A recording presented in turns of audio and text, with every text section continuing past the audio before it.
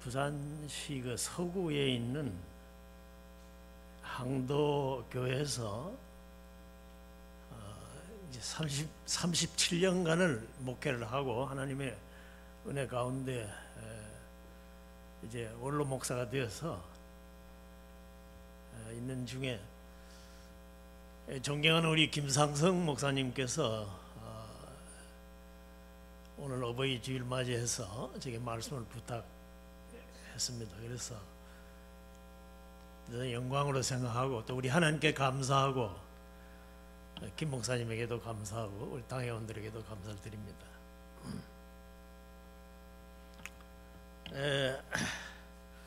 오늘 저는 이 본문 열왕기상 17장 8절에서 18절에서 24절까지 봉독을 했습니다만 또 사실은 한 군데 더 열왕기하 4장 8절에서 37절까지 엘리사 선지자 시대 된 일인데 내용이 좀 비슷합니다. 그래서 그 본문은 읽지 아니했습니다만은 그쪽에서도 주시는 메시지를 받고자 합니다. 먼저 오늘 이 본문은 지금부터 한 2800년 전입니다.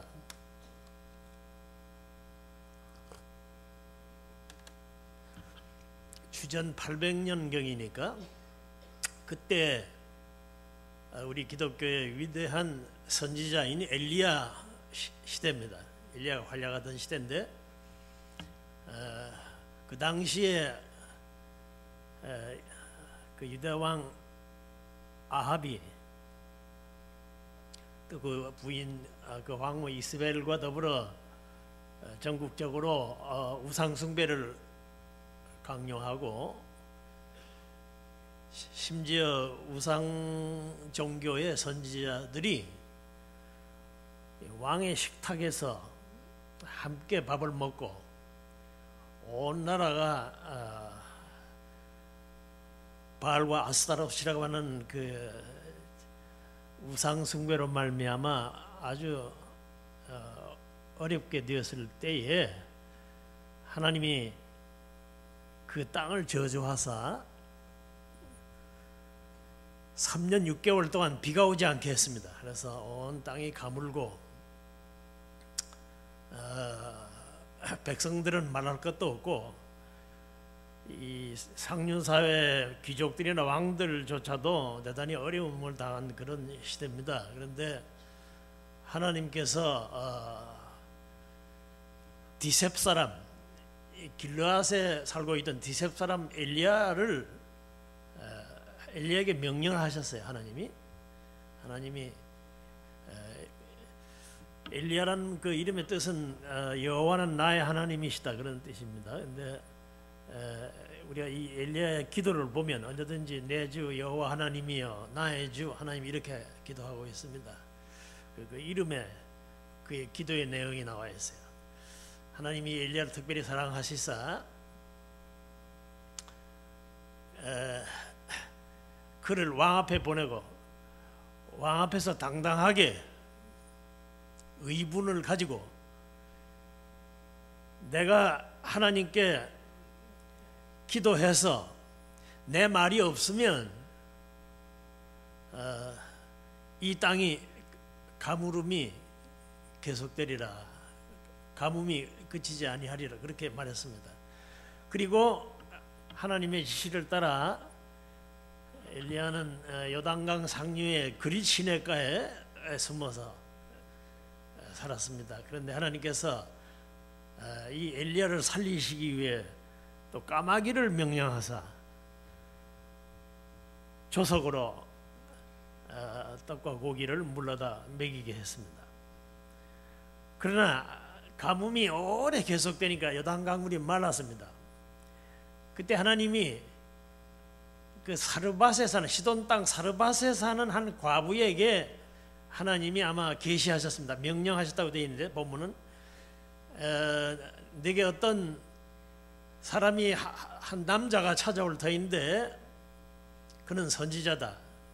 그러니까 그의 말을 듣고 그를 잘 예우해라. 그렇게 그랬습니다. 또 하나님은 엘리야에게 너는 사르밧으로 가서 한 과부의 집에 이르러 거기서 머물라. 그가 너를 공개하리라. 이렇게 말씀하셨습니다. 그래서 엘리야가 사르밧으로 가니까 그 성문에 들어설 때 그 한 과부가 아마 나이는 젊었겠지만은 그 사실 중동 지역이 햇볕이 아주 강렬한 곳입니다. 그리고 가뭄이 계속되니까 뭐 목욕인들 제대로 했겠으며 세순들 제대로 했겠으며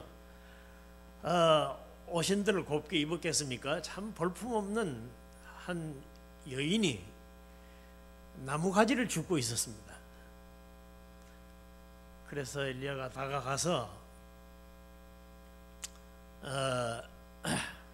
그 과부에게 말하기를 나에게 물 한 모금을 줄 수 없겠느냐 그랬습니다.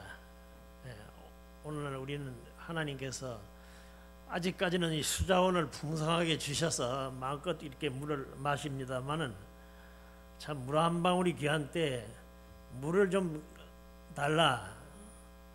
그러니까 이 과부가 하나님께로부터 계시를 받았기 때문에 순종하고 물을 가지려고 하려 할 때에 조그만 떡 한 조각을 만들어서 가져오느라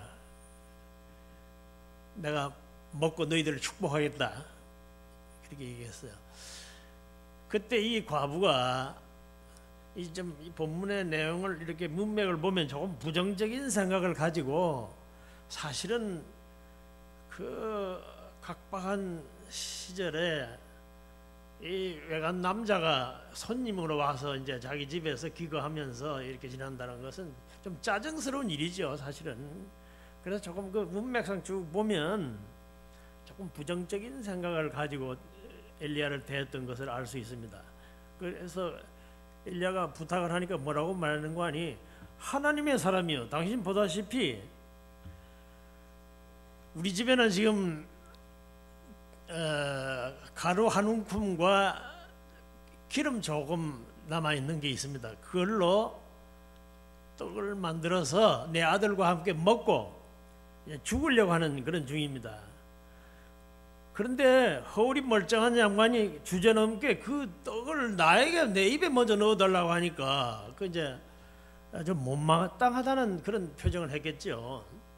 그러나 엘리야가 말하기를 네가 그렇게만 하면 이 가뭄이 다 지나가는 동안 네 가루통에 가루가 마르지 아니하고 내 기름에 기름이 줄지 아니하리라 그렇게 말씀했습니다. 그러니까 이 과부가 순종해서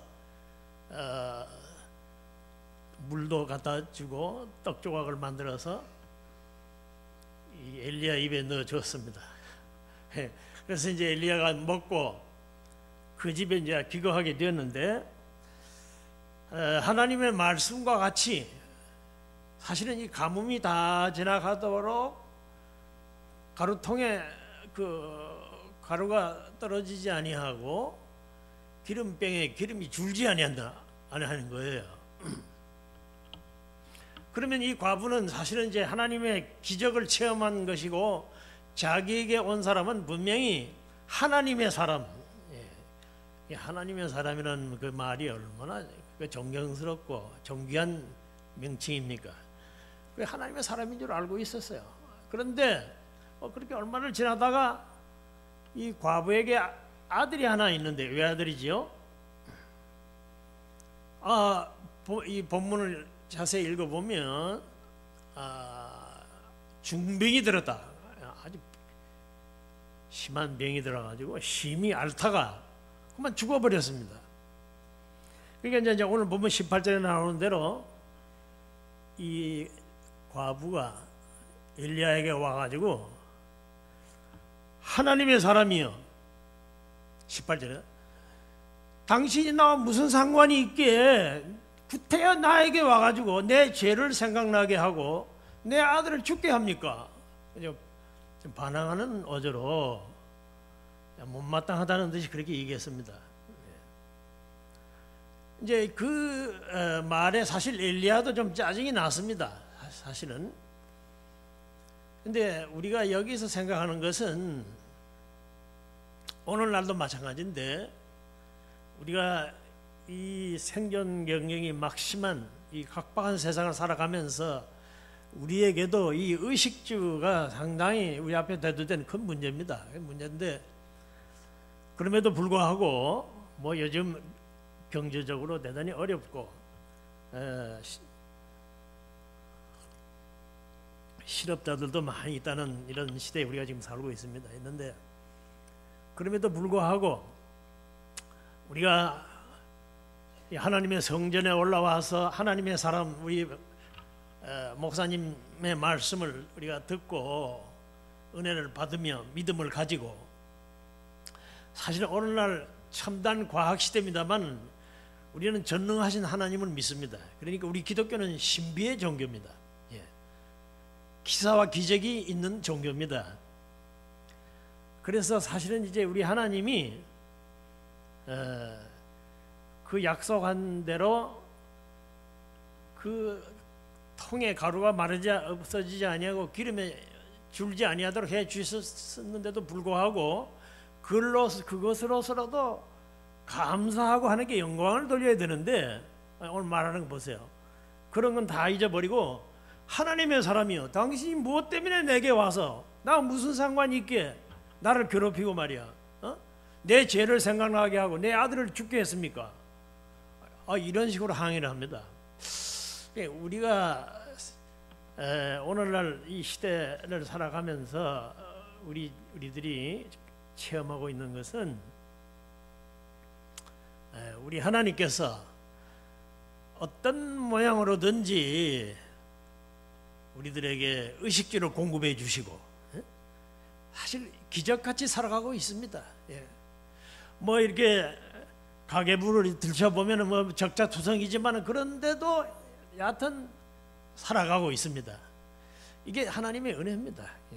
그래, 은혜면은 우리가 뭐 내려다보고 살라고 오늘날 뭐 네팔 같은 데는 지진이 일어나서 8천여 명이 죽고 800여만 명의 이재민이 생겼다는 이제 보도를 우리가 보고 있습니다만, 그런 나라에 사는 사람들에 비해서 참 우리는 선진국으로서 사실은 막 다 골고루 잘 사는 건 아닙니다만 1등 국가로서 참 우리가 이렇게 밝고 아름답게 살고 있다는 것은 이게 하나님의 은혜예요. 하나님의 은혜라는 걸 깨달아야 됩니다.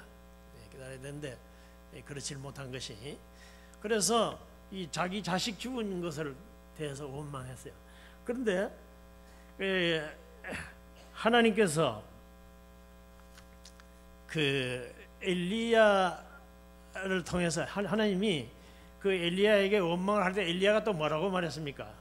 그 아이를 낙구와 채듯이 받아가지고 그 아이를 자기가 받아 안고 자기 침소로 내려갔습니다. 그리고 기도하기를, 내 하나님 여호와여,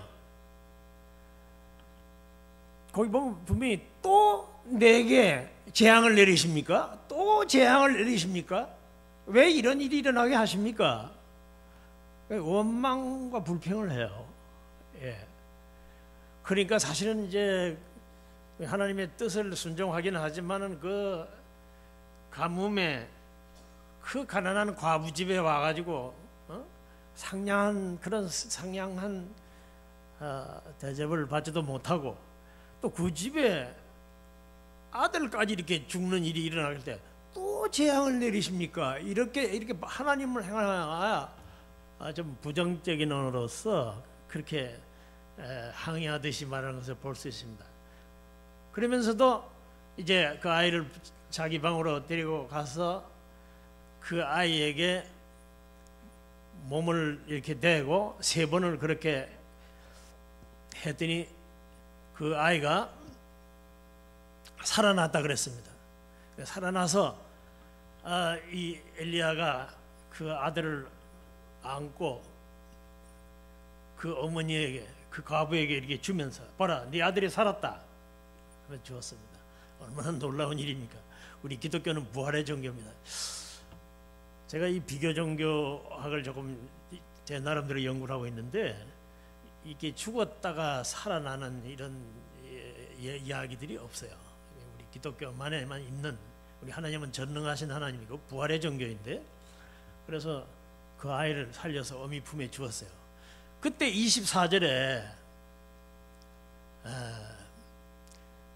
하나님의 사람이여,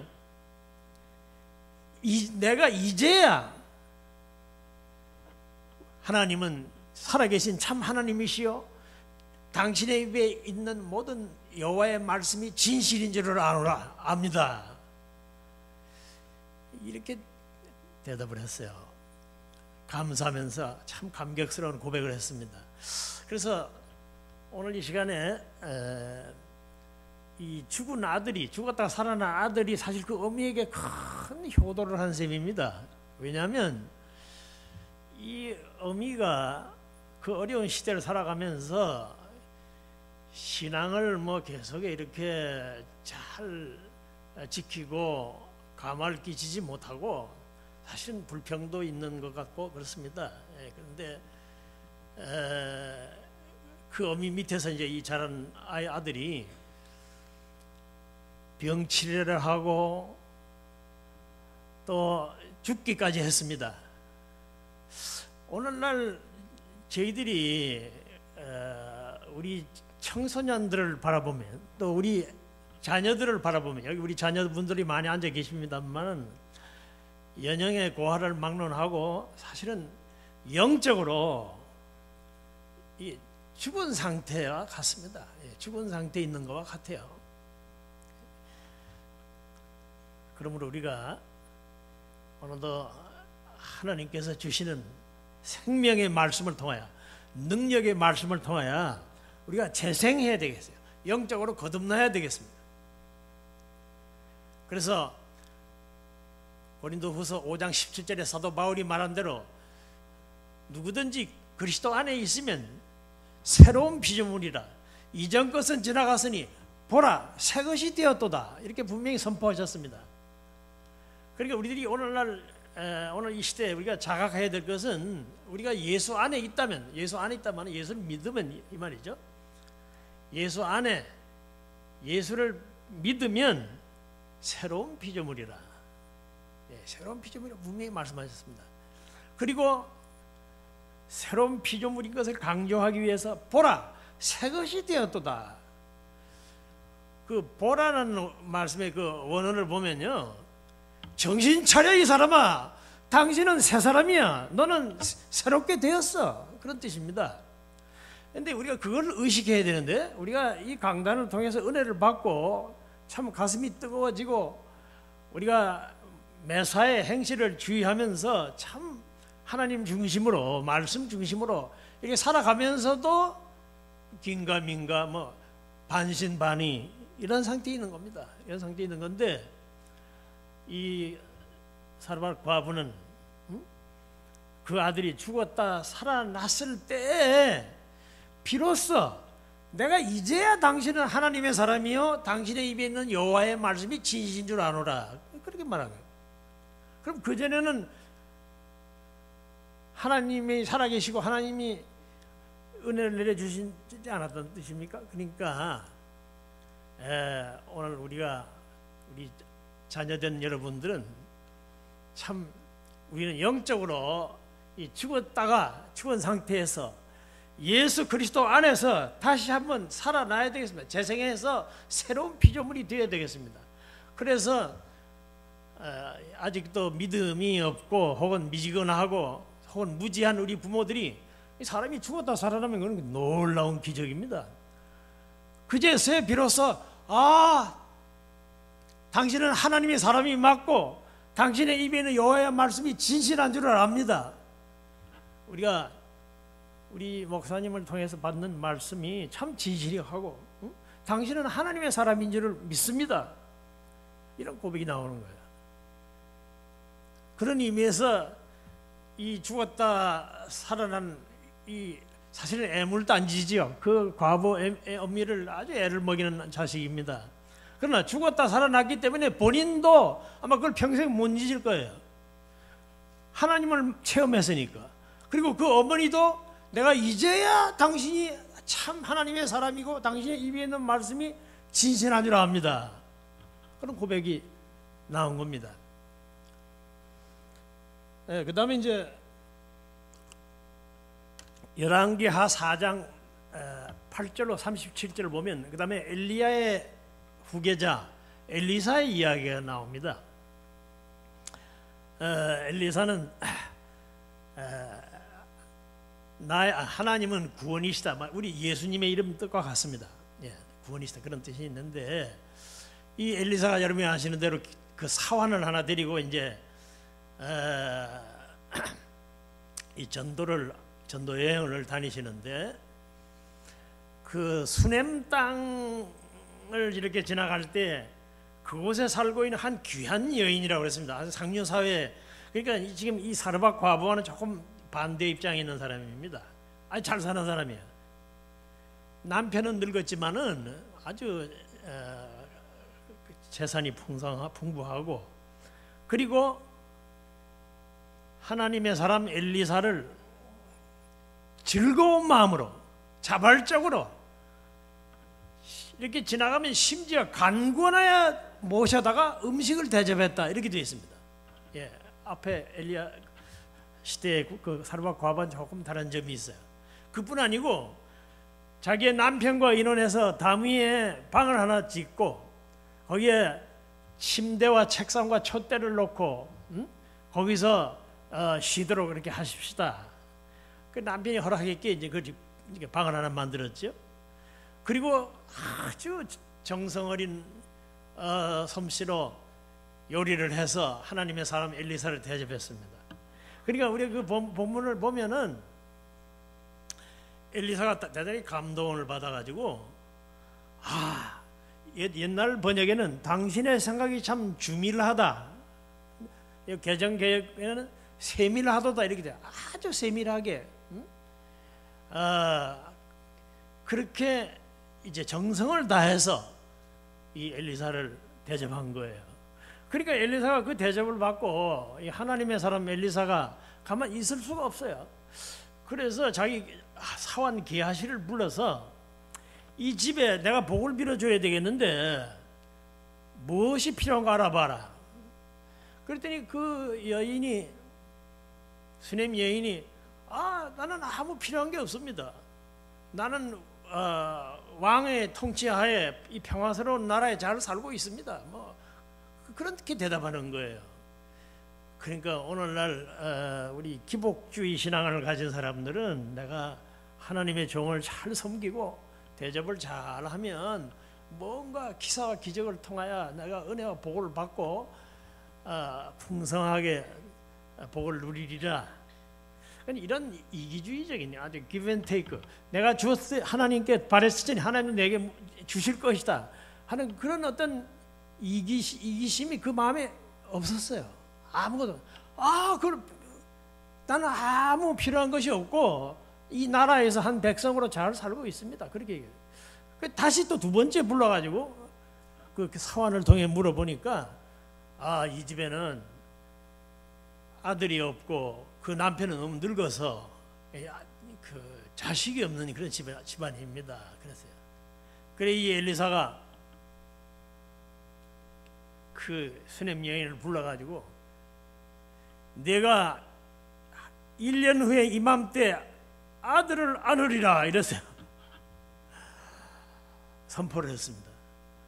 그러니까 이 수넴 여인이 자기가 사실 아이를 못 낳는 경산부로서 뭐 그런 가능성을 없는 것으로 이렇게 생각하는 여자입니다. 근데 아들을 안으리라 하니까 아닙니다. 그럴 필요 없습니다. 나를 속이지 마십시오. 내가 무슨 아들을 낳겠습니까? 하나님의 사람은 대접을 받아서 내게 복을 준다고 그런 말씀하셨지만은 그게 될 말입니까? 거절했어요. 그런데 과연 1년 뒤에 아들을 안게 되다. 얼마나 놀랍고 감사한 일입니까? 근데 우리가 앞에 사르밧 과부와 같은 상황에서 한번 생각을 하면 그 아들을 낳은 것도 이게 정말 하나님의 사람이 내게 축복을 해서 그 기도의 능력을 통하여 낳은 아들인가? 그렇지 않으면 뭐 나도 아들을 낳을 수 있는 가임성이 있는 여자니까 혹시 그렇게 또 낳은 아들이 아닌가 이렇게 생각할 수 있겠죠. 왜냐하면 이 여자가 네가 아들을 안으리라 이렇게 말했을 때 날 속이지 마십시오 이렇게 말한 것을 봐서 알 수 있습니다.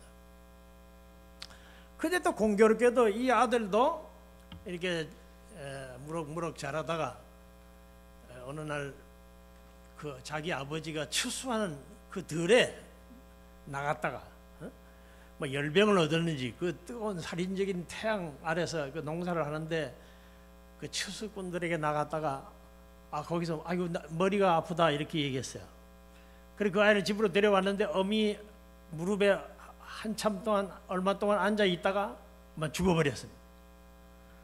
그러니까 이 여자가 그때 이제 믿음이 생긴 것은 무에서 유를 있게 한 전능하신 하나님이 계시고 그 하나님의 사람이 내게 축복해서 내가 이 아들을 얻었는데 이 아들이 그 하나님의 사람을 통하여 다시 살아날 것이다 그런 믿음이 있었어요. 그래 찾아가서 엘리사를 찾아가서 자기 집으로 데리고 와서 그 아이를 그 몸에 그 얼굴을 갖다 대고 몸을 이렇게 몇 번 얹고 그랬더니 그 죽은 아이가 몸이 차츰차츰 따뜻해지면서 살아났다 그랬습니다. 그리고 그 아이 살아난 아이를 어미에게 주었어요.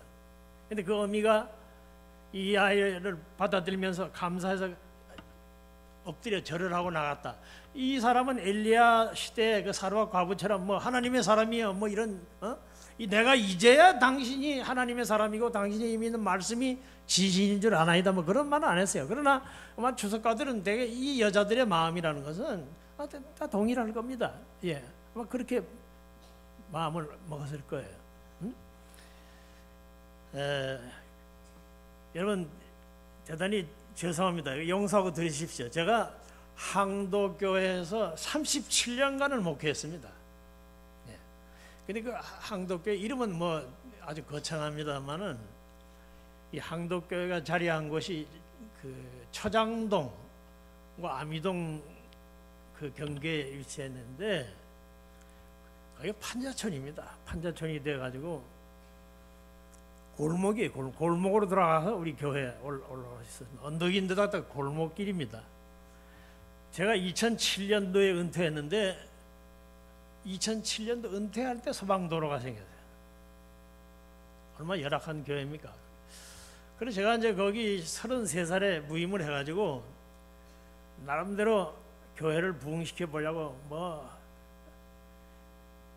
여름철로는 그 중부전선 근처에까지 올라가서 거기에 제가 정해놓은 기도굴이 하나 있습니다.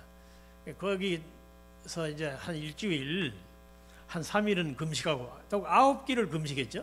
그리고 이렇게 내려와서 하나님께서 뭐 신통치 않은 기도지만은 응답해 주시고 사실 그 구레들한테 기도가 안 돼요. 밤에는 무서워가지고 이게 뭐 기도가 안 나오고 바람은 색 불어도 그냥 뭐 귀신이나 이런 게 덮치는 거 같고 그래가지고 그렇게 했지만은 그러나 이제 교회 와서 말씀을 전할 때 말씀의 은혜가 제가 느끼는 것은 말씀이 힘이 있는 거예요. 교인들이 내가 거기만 갔다 오면은 서로 안수 기도를 받으려고 줄을 섭니다. 기사와 기적도 들어 일어났어요. 근데 그때 된 이야기입니다. 그 당시 지금부터 40년 전 얘기니까 그때 얼마나 어려운 때입니까?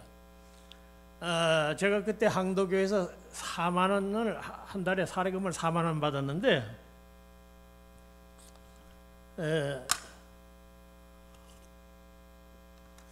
뭐 양복을 하나 맞춰 입어야 되겠는데 양복이 뭐 단벌 신사가 돼가지고 늘 똑같은 양복을 입고 있으니까 뭐 교인들이 뭐 딱하게 여기지만은 원체 가난하니까 누가 뭐 그 관심을 갖긴 해도 해줄 사람이 없어요. 근데 그 당시에 제 밑에 있던 부교역자, 지금은 이제 돌아가셨습니다만은 그때는 전도사입니다. 김상겸 목사라는 분이 있었는데, 이분이 제가 이제 신방을 가니까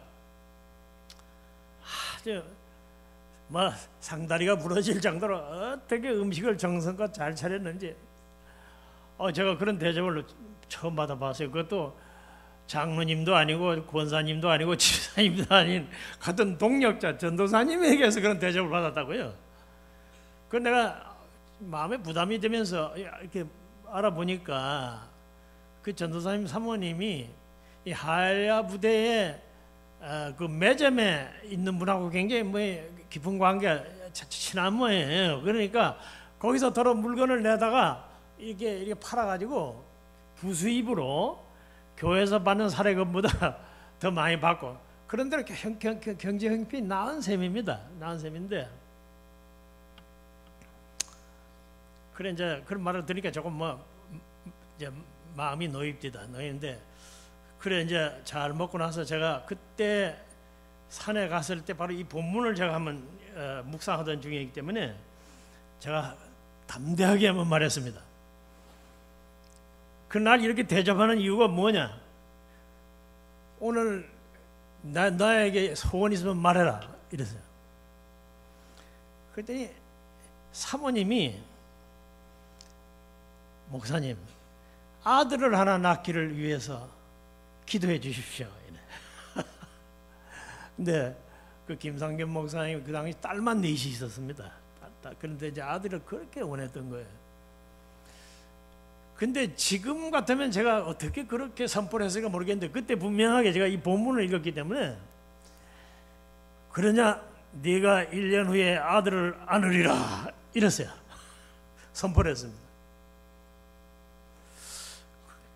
근데 그때는 뭐 그렇게 선포를 했지만 그 뒤에 제가 이게 내가 이 구라를 놓은 게 아닌가, 이게 제대로 말발이 서겠는가, 자꾸 의심이 오는 거예요, 저 자신이. 근데 여러분 1년이 이제 다 되었습니다. 우리 성도님들께 한번 물어봅시다. 낳았겠습니까? 안 낳았겠습니까? 낳았어요. 아들을 하나 낳았어요. 그러니까 딸 넷을 낳았다가 이제 아들 하나 낳았어요. 그러니까 이 두 전도사님 내가 어떻게 좋아하는지 그래 이제 소문이 또 났어요. 그래도 목사님, 우리 아들 이름을 뭐라고 지으면 좋겠습니까? 이거는 하나님께서 기도해서 낳은 아들이니까 앞으로 교회 기초석이 되라고 그런 뜻에서 피득이라 해라. 피득이라고 하는 베드로의 한자입니다. 그게 피득입니다. 그리고 그 아이는 피득입니다.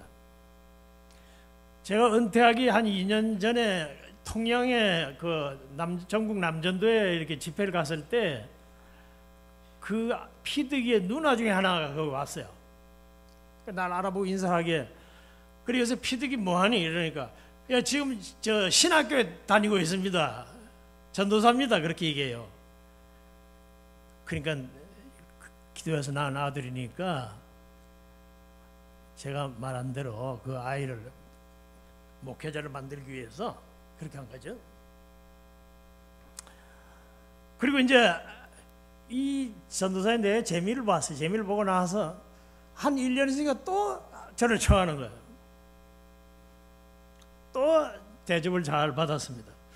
그때는 내가 뭐라고 말했냐, 이게 음식을 하지 말고 내가 네 보다시피 단벌 신사인데 양복을 하나 한 벌 해도 이렇게 그때 말이 서슴없이 나옵니다. 근데 이 울로 된 고급 그런 양복 말고 나이롱 한 90%, 울 한 10% 정도 되는, 그 당시 그런 양복들 안 나왔습니까? 그런 회색으로 그렇게 해서 한 벌, 그거야 뭐 문제 없습니다. 그렇게 해드리겠습니다. 그래가지고 이제 제가 이제 예배를 마친 뒤에, 그래 이번엔 네가 뭘 원하니? 이러니까, 야 목사님 아들 하나 더 낳고 싶습니다. 또 이래요. 그래 내가 첫 번째 내가 응답을 받았고 재미를 받았기 때문에 두 번째도 네가 1년 후에 또 아들을 안으리라 이러세요. 여러분 아들을 안 낳겠습니까? 안 낳겠습니까? 또 1년에 아들을 낳았어요. 그래 이번에는 그 아들 이름을 사무엘이라 지었어요. 왜냐 사무엘은 기도를 들으신 하나님, 말씀을 들으신 하나님의 응답이야. 응? 그런 뜻에서 사무엘이라 이름을 지었어요. 근데 그 아이는 무슨 지금 일을 하고 있는지 모르지만은 내가 사무엘은 지금 뭐 하고 있냐 그러니까 뭐 사업한다 그래요. 그런데 교회는 잘 다니고 있어요. 그러니까 제가 말씀드리는 것은 우리 기독교는 전능하신 하나님을 우리가 공경하고 그 하나님께로부터 능력을 받아가지고 이 생경 경쟁이 막심한 이 각박한 세상을 살아가면서 우리는 전능하신 하나님을 믿기 때문에 불가능한 일이 가능해지고 또 지금도 살아계신 하나님이 우리의 간절한 기도를 응답하시는 것을 믿으시길 바랍니다. 그리고 이 어버이 주일을 맞이해서 보세요. 이 사르밧의 과부의 아들과 엘리사의 아들이 죽었다가 살아났습니다. 그 엘리사가 살린 아들도 아마 자기가 죽었다 살아났으니까 그걸 잊겠습니까? 평생 기억할 것입니다. 그러니까 그 두 아이는 하나님을 만난 사람들입니다.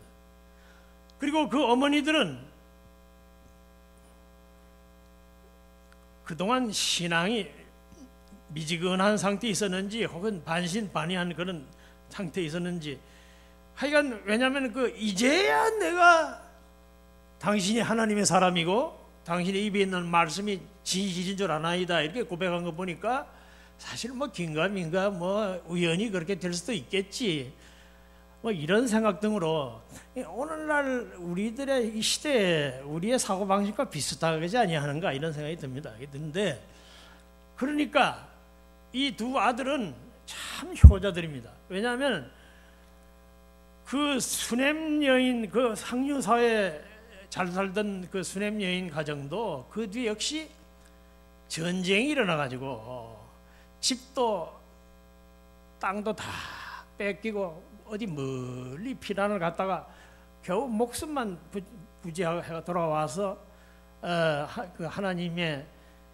그 놀라우신 그 엘리사를 통해서 받은 은혜를 간증하는 것을 우리가 볼 수 있는데 중요한 것은 뭐 물질의 복을 받아 돈방석에 올라앉고 뭐 화스러운 집을 짓고 호의호식하고 뭐 그런 그것이 그 축복이 아닙니다. 여러분 물론 그런 복도 복이 들어가죠. 하지만은 중요한 것은 우리가 참으로 하나님의 사람이면 하나님의 사람들로서 우리가 살아계신 하나님을 믿고 의지해야 됩니다. 그리고 우리 자식들에게 행동을 통해 신앙의 모범을 보여야 되는데 우리 어버이 주일입니다. 우리 부모님들이 먼저 그 자식들을 감동시켜야 돼요. 오늘 나오는 본문의 두 자매님과 같이. 근데 요즘 우리 젊은 세대들은 참 사실은 믿음이 없습니다. 얼마 전에 기독교보를 보니까 오늘날 한국교회 청소년들이 왜 이렇게 적고 교회가 발전이 없느냐. 이 자라나는 어린아이들에게 교회에서 예산에서 5% 정도 예산을 편성하는 그게 보편적이랍니다. 물론 이 대학교는 어떤지 모르겠습니다. 그리고 주일날 한번 교회 와서 20분 정도 그것도 뭐 행설수설하는 그 말을 듣는 거예요. 그걸로 그 아이들이 신앙이 자라고 신앙의 사람이 되겠느냐는 것이죠. 그래서 그 기독교부에서 말하는 그분은 부모가 이제 선생이 되어야 된다. 아버지 어머니가 선생이 되어야 된다. 그렇게 말했습니다. 그것은 결국 행동으로서 아이에게 감화를 끼치고 아이를 변화시켜야 된다는 뜻이죠. 여러분 오늘 우리가 다 변화되기를 바라고 있습니다. 그런데 변화가 되질 않아요. 우리 주님 분명히 누구든지 그리스도 안에 있으면 새로운 피조물이라 이전 것은 지나갔으니 보라 새 것이 되었도다 말씀하셨음에도 불구하고 그것을 의식하지 못한 채 환경에 휩쓸리면서 이렇게 살고 있는 것이 현실입니다. 현실인데 제가 그 중세기를 보니까 중세기에 1200년대 마키아벨리라는 유명한 그 작가가 있습니다. 이 사람이 이런 얘기를 했어요. 봐라, 기독교가 이 지구상에 이 역사 속에 들어온 지 1000년이 안 지났느냐. 근데 변한 게 뭐가 있냐. 그러니까 우리가 이 기독교에 의존할 게 없다. 그리스나 로마의 문화를 다시 부흥시켜가지고 그래가지고 이제 문예부흥, 르네상스를 일으킨 거예요. 그게 오늘날까지 계속되고 있습니다만은, 근데 그 문예부흥이 사람을 변화시켰습니까? 사람을 더욱 부패시키고 악하게 만들었습니다. 예. 근데 1517년에 말틴 루터가 종교개혁을 일으키면서 말틴 루터도 깨달은 것은 뭐냐면 이 천주교회가 그 성경에 없는 제도와 의식 그리고 그 성직자들의 타락 이런 것을 통해서 하나님과 성도 사이에 가로막은 장애벽이 됐다 이거예요. 루터가 부르짖은 건 뭐냐면 그 장애물을 없애고 하나님과 바로 만나게 해줘야 된다. 이걸 강조했어요. 그 원리는 지금도 똑같습니다. 그러니까 뭐 제도, 의식, 성직자, 뭐 교회 이런 것이 혹 하나님과 우리 자녀들 사이에 벽이 될 수도 있다는 것이죠. 그러니까 그걸 제거해야 되는데, 그래서 이 어버이 주일에 우리 자녀들이 예수 안에서 참 거듭나서 우리 부모에게 살아계신 하나님을 증거하고, 내가 이제야 네가 영적으로 죽었던 네가 전에 개망나니 짓을 하고 깡패 노릇을 하던 네가 변화해서 이 참 진실한 그리스도인이 된 거 보니까 참으로 하나님은 살아계시고 오늘 목사님의 입에 있는 말씀이 진실한 걸 알겠다. 이런 고백이 나오도록 한다면 그건 최고의 효자죠. 요한 3서 2절에 사랑하는 자여 내 영혼이 잘된 같이 범사가 잘되고 강건하기를 간구하느라. 내 형제들이 와서 네게 있는 진리를 증거하되 네가 진리 안에서 행한다니 내가 심히 기쁘다. 내가 내 자녀들이 진리 안에서 행한담을 듣는 것보다 더 즐거움이 없도다. 여러분, 이 요한신학에서 진리라는 건 예수를 말합니다. 요한복음 14장 6절에 나는 진리라고 말씀하시고 나는 길이요 진리요 생명이라. 그러니까 다른 사람이 와서 네가 예수를 잘 믿는다 하는 말을 듣는 것보다 내게 더 즐거움이 없다. 어버이 주일을 맞이해서 이 아름다운 카네이션 꽃을 꽂아주고 또 부모님에게 맛있는 음식도 대접하고 선물도 해드리는 이런 것도 효도지만은 참으로 진정한 효도는 무엇이냐. 이 두 아들 어떤 효자들처럼 말이죠. 자기도 살고 자기도 영적으로 깨어나고 그 어미들도 이제야 당신이 하나님의 사람이고 당신이 이제 하나님의 그 입에 있는 말씀이 하나님의 말씀인 줄 진실한 줄을 내가 알겠습니다. 깨달았습니다. 이런 고백이 나올 수 있어야 된다는 것이죠. 여러분, 그래서 이 어버이 주를 맞이해서 이 엘리야 시대에 사르밧 과부의 아들처럼 또 엘리사 시대의 수넴 여인의 아들처럼 평소에 그 어미를 애매고 애물단지지만은 그러나 죽었다가 다시 살아남으로써 그 본인들도 그리고 그 부모들도 참으로 전능하신 살아계신 하나님이심을 믿고 영광을 돌리는 그런 역사가 일어나도록 그런 오늘 선포되신 말씀에 나오는 귀한 아들들 같은 자녀들이 되시기를 주의 이름으로 축원합니다.